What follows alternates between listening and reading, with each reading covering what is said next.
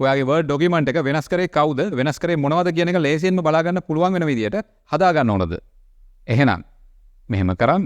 ObserverX ඔයාලවද ආදරෙන් පිළිගන්නවා. හිතන්න ඔයාලගේ එකම Word document එකක් කීප දෙනෙක් අතර edit කිරීමට ලක් වෙනවා නම් ඒ කියන්නේ එක්කෙනෙක් edit කරලා ඊට පස්සේ තවත් කෙනෙකුට ඒක share කරලා එයත් ඒ document එකේම වෙනස්කම් කරනවා නම් ඊට පස්සේ එතනින් තවත් කෙනෙකුට ඒ document එක ගිහිල්ලා එයත් තවත් වෙනස්කම් කරනවා නම් මේ විදියට ඔයාලගේ එකම document එක කීප විටක් සංශෝධනය වෙලා edit වෙනවා නම් ඒ විදියට ඒ සංශෝධනය කරේ කවුද?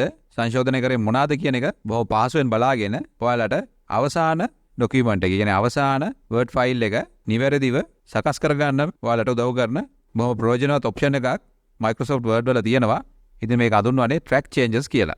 ඒ කියන්නේ ඔයාලගේ document එකේ කීප දෙනෙක් edit කිරීම කරද්දී ඒ සංස්කරණ වලට අදාළව කරපු වෙනස්කම් ටික සියල්ල ඔයාලට බලාගෙන අදාළ සංශෝධන සහිතව අවසාන document එක ඔයාලට බොහොම පහසුවෙන් මේ ක්‍රමය භාවිතා කරලා සකස් කරගන්න පුළුවන්. ඉතින් මම මේක කරන විදිහ ඔයාලට කරලා පෙන්නන්නම්.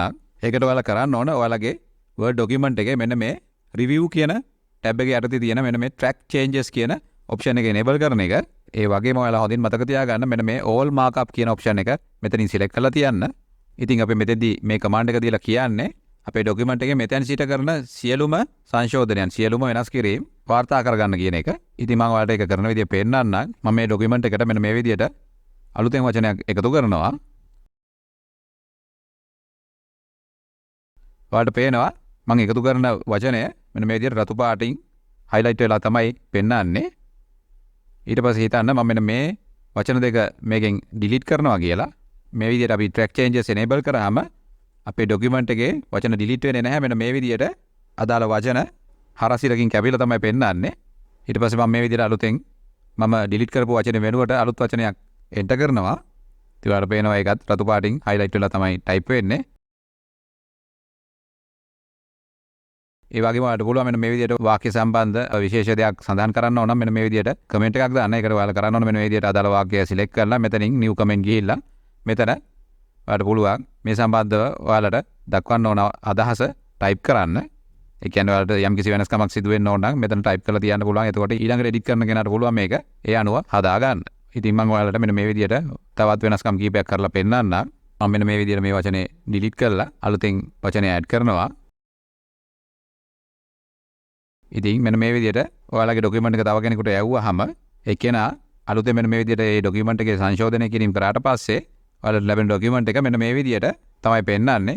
ඒ කියන්නේ මේ track changes කියන එක enable වෙලා තියෙන්නේ. එතකොට අපිට පුළුවන් අපේ document එකේ කරපු වෙනස්කම් ටික බොහොම පහසුවෙන් බලා ගන්න.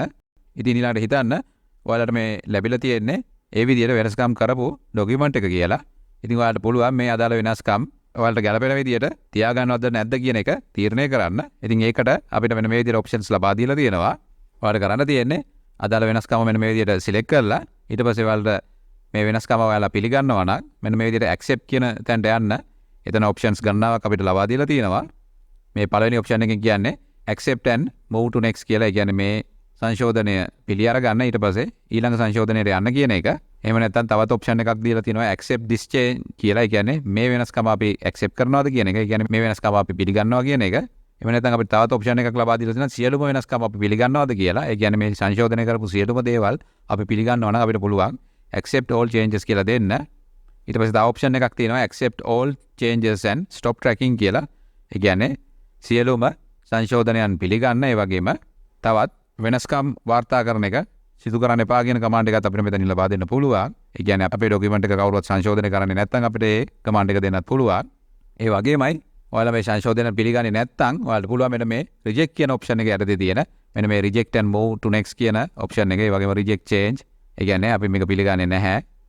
reject all changes and stop tracking කියලා ඒ options කැමති විදියට ලබා දෙන්න. එතෙන්දී අපි ඒක පිළිගන්නේ නැත්නම් අපිට ඒක දෙන්නත් පුළුවන්. මම මෙන්න මේ විදියට මම මෙන්න මේ සංශෝධනය accept කරනවා. ඔයාලට පේනවා. එතකොට අපේ අර highlight එක අයින් වෙලා අපේ වචනය අපේ document එකට add වුණා. ඊට පස්සේ මම මෙන්න මෙතන මේ delete කරලා තියෙන change එක පිළිගන්නේ නැහැ කියලා දුන්නොත්, ඒ කියන්නේ delete කරන්න එපා කියන එක දුන්නොත් මම මෙන්න මෙතන reject කරනවා. ඔයාලට පේනවා ඒ වචනේ delete වෙන්නේ නැහැ. ඊළඟට මෙතන මම අලුතෙන් add කරලා තිබුණු සංශෝධනය, ඒ කියන්නේ අලුතෙන් add කරලා තිබුණු වචනය මම reject කරොත් ඒක අයින් වෙලා යනවා. ඉතින් ඔයාලට පුළුවන් ඔයාලගේ document එක සංශෝධනය කරපු දෙවෙනි පාර්ශ්වය විසින් සිදු කරපු සියලුම සංශෝධන පිළිගන්න එක හරි නොපිළිගන්න එක හරි මෙතනින් සිද්ධ කරගන්න. ඒ වගේමයි ඔයාලට මෙන්න මේ වගේ කමෙන්ට්ස් දාලා තියෙනවා නම් ඔයාලට පුළුවන් මෙන්න මේ විදිහට කමෙන්ට් එක උඩ ක්ලික් කරලා ඊට පස්සේ මෙන්න මෙතන මේ delete කියන බටන් එක ප්‍රෙස් කරා නම් ඔයාලගේ කමෙන්ට් එක delete වෙලා යනවා. ඉතින් ඔයාලට පුළුවන් එතෙන්දී මේ කමෙන්ට් එක සම්බන්ධ දේ අනුව ක්‍රියා කරලා කමෙන්ට් එක ඒ විදිහට delete කරලා දාන්න. ඉතින් ඔයාලට තේරෙනවා ඇති මෙන්න මේ විදිහට ඔයාලට පුළුවන් ඔයාලගේ එකම ડોකියුමන්ට් එක කීප දෙනෙක් අතර ෂෙයා වෙලා එඩිට් වෙනවා නම් ඒ එඩිට් කිරීම කරේ කවුද? ඒ එඩිට් කිරීම ඔයාලා පිළිගන්නවද නැද්ද කියන එක තීරණය කරලා අවසාන ડોකියුමන්ට් එකක් බොහොම පහසුවෙන් පැහැදිලිව හදා ගන්න.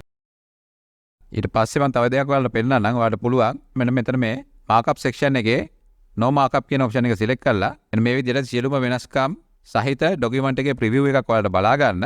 ඉතින් මේ සියලුම වෙනස්කම් සහිත ඇක්සෙප්ට් කරපු ડોකියුමන්ට් එකේ ෆයිනල් අවුට්පුට් එක තමයි මේ පේන්නේ. ඒ වුණත් මෙතෙන්දි වෙන්නේ අපේ වෙනස්කම් ටික හයිඩ් කරන එක.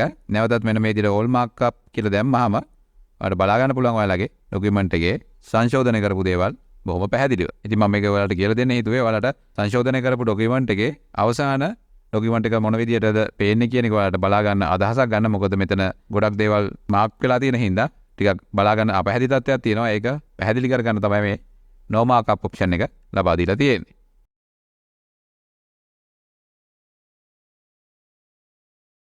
ඉතින් මෙන්න මේ විදිහට track changes enable නොකරපු ડોකියුමන්ට් එක ඔයාලට සංශෝධනය කරේ මොනවාද නැද්ද මොනවාද කියන එක බලා ගන්න අවශ්‍ය නම් ඒ වගේ අවස්ථාවකදී ඔයාලට ඒ දේ බලා ගන්න පුළුවන් ඔප්ෂන් එකකුත් Microsoft Word වල ලබා දීලා තියෙනවා. ඉතින් එතෙන්දී ඔයාලට අවශ්‍ය වෙන්නේ ඔයාලගේ ડોකියුමන්ට් එකේ මුල් ડોකියුමන්ට් එක. ඒ කියන්නේ ඔරිජිනල් ડોකියුමන්ට් එකත් ඊට පස්සේ සංශෝධන කරනාට පස්සේ තියෙන ડોකියුමන්ට් එකත් යන ડોකියුමන්ට් දෙකම ඔයාලා ගාව තියෙනවා නම් ඔයාලට පුළුවන් ඒක කම්පෙයාර් කරන්න සංසන්දනය කරන්න. ඉතින් ඒක කරන්න මෙන්න මේ විදිහට ඔයාලා කරන්න ඕන ඔයාලගේ Microsoft Word application එක launch කරලා ඊට පස්සේ ඔයාලා යන්න ඕන මෙන්න මේ review යටතේ මෙන්න මේ compare කියන option එකට. ඊට පස්සේ මෙන්න මේ compare කියන command එක දෙන්න. ඊට පස්සේ ඔයාලට කරන්න තියෙන මෙන්න මෙතනින් ඔයාලගේ original document එක browse කරලා දෙන්න. ඒ කියන්නේ ඔයාලගේ මුල් document එක මෙතනින් කම්පියුටරෙන් තෝරලා දෙන්න. මම මෙන්න මේ document එක තමයි select කරගන්නේ. ඊට පස්සේ තියෙන්නේ ඔයාලට සංශෝධනය කරාට පස්සේ ඔයාලට ලැබුණු document එක මෙතනින් තෝරලා දෙන්න. ඒ කියන්නේ ඔයාලා වෙන කෙනෙකුට මේ ડોකියුමන්ට් එක යවලා ඒක එඩිට් කරලා ඒක ડોකියුමන්ට් එකක් නම් අන්න ඒක අරගෙන මෙතෙන්ට තෝරලා දෙන්න.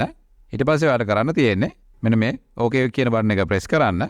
එතකොට ඔයාලගේ මුල් ડોකියුමන්ට් එකත් අවසාන ડોකියුමන්ට් එකත් ඒ කියන්නේ සංශෝධනය කරාට පස්සේ තියෙන ડોකියුමන්ට් එකත් මෙන්න මේ විදියට පෙන්නනවා. ඒ කියන්නේ මෙන්න මේ රිවිෂන්ස් කියන පැත්තෙන් ඔයාලට පෙන්නන්නේ අදාළ සිදු කරපු වෙනස්කම්. මෙන්න මේ තැන් දෙකේ පෙන්නනවා අදාළ සිදු කරපු වෙනස්කම්. ඉතින් මේ වෙනස්කම් අනුව ඔයාලට අවශ්‍ය accept කිරීම reject කිරීම කරලා ඔයාලගේ අවසාන ડોකියුමන්ට් එක පහසුවෙන් පැහැදිලිව හදා ගන්න පුළුවන්.